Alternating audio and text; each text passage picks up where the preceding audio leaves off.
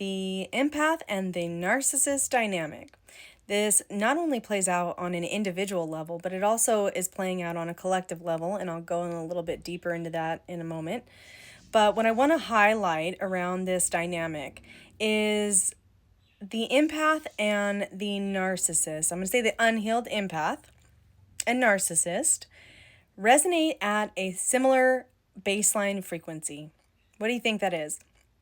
Unworthiness, shame, guilt, fear. There's so many layers to this dynamic, and they are choosing to call each other into this experience so they can learn from the physical manifestation of the thing that they are already holding within them. The way they feel about themselves, the frequency they're in, the vibration that they hold. And so with this dynamic comes all of the things, the abuse, manipulation, distortion. There's so many layers that this dynamic portrays, and they're doing this from their polarized expression. So all of the things that the unhealed empath holds is the same thing that the unhealed narcissist holds. And they come together to work out what is moving through internally on an external person being a projected reality. And so that might be a hard pill to swallow, is recognizing that if you are an empath, also I had to own this in my own journey, that the narcissist is showing you the physical representation of what you have going on internally until you decide to heal or until you decide to do something about it. So I'll go into a little bit of my story. I had my one final narcissist in my experience that broke me open. The experience completely shattered reality. And I'll let you in on another little secret. I was already getting the guidance before that to leave, to not be in this relationship, to not be in this dynamic.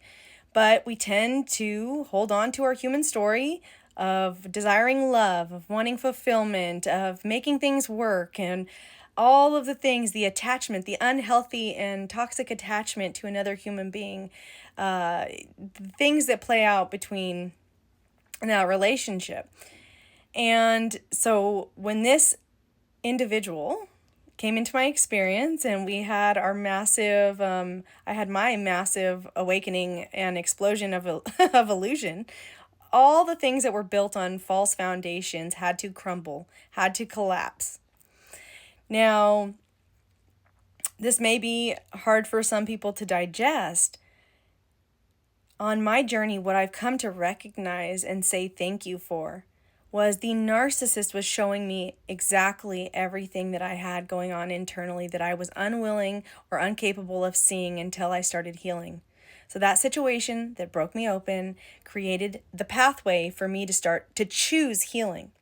Now, not everybody chooses that, so that's a whole nother situation. And I remember the moment on my healing journey where I said thank you. And I offered immense gratitude because I had the recognition and awareness that this individual did for me what I could not do for myself, showed me myself, showed me what I believed was true about myself. And if the situation wouldn't have been as explosive to the human experience and detrimental, I probably would have never went through the healing path or chosen that path to begin with. I would have kept playing this out, and I kept telling God, I remember the moment that I just filled with so much love, and I was like, this person really did for me, like gave me the biggest gift, was to wake my ass the hell up, and chose to do it in a way that from a human lens felt unloving, unkind, but it was probably the kindest, most loving thing that someone could do is I will let you hate me when we're first going through that experience so you can learn to love yourself. And that's ultimately what the lessons are with this dynamic is, one, learning to love ourselves, taking our power back where we are no longer projecting our power externally.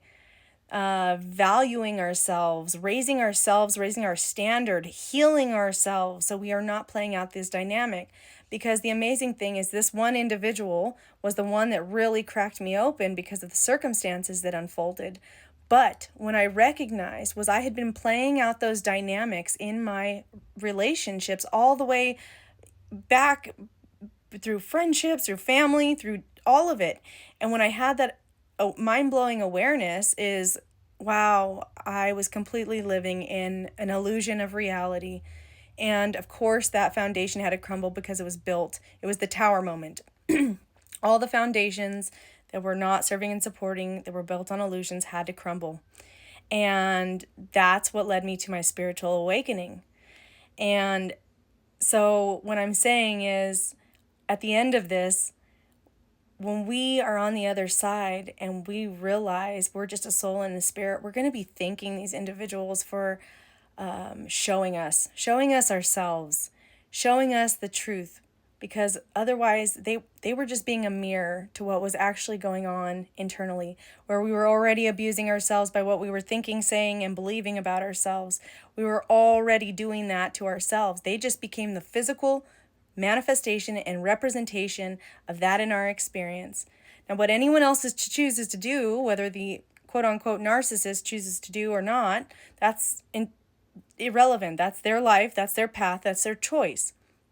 But if that was the greatest gift to bring us into an awakening, that was the most beautiful gift of awakening, enlightenment, transformation. And the thing about this is, we can go through those experiences and it doesn't matter the person. If you're still running those dynamics that are within yourself, they're going to play out with other individuals in your experience until you address these things. And so the beautiful piece to all of this, and I'm grateful when I had my awakening, I'm grateful when I had all these awarenesses, when all of this was going down, it was way before all of the global stuff was happening with this and this. And I thought, wow, that is the same freaking dynamic that's playing out on a global scale. The empath and the narcissist dynamic that are playing out. And there is a lot of ownership in this, right? Where the empath has also been a willing participant. So it's not righting one side or wronging another. It's, what did you choose to do with the information, the wisdom, and the knowledge gained from that experience? And then choosing to not recreate it elsewhere. And it's all just layers of healing. But back to it, when all the global stuff was happening, I was like, wow, I am so grateful that I had that years before, and I started healing it because I could see the global narcissist and empath dynamics playing out in this experience. And so what I'm ultimately trying to get at is how we, in the end of this, if we choose our healing, that is a personal choice. And we will see it from the other side when we complete this lifetime. And we can say thank you to the souls that actually came in and showed us what we were not willing to see, and teach us the lessons that we needed to learn, and we weren't going to learn it any other way until we woke up. And so I just wanted to drop that in here. If you are currently playing that out, if you are healing from a narcissistic relationship, we also have to be responsible for our roles in those experiences and those relationships.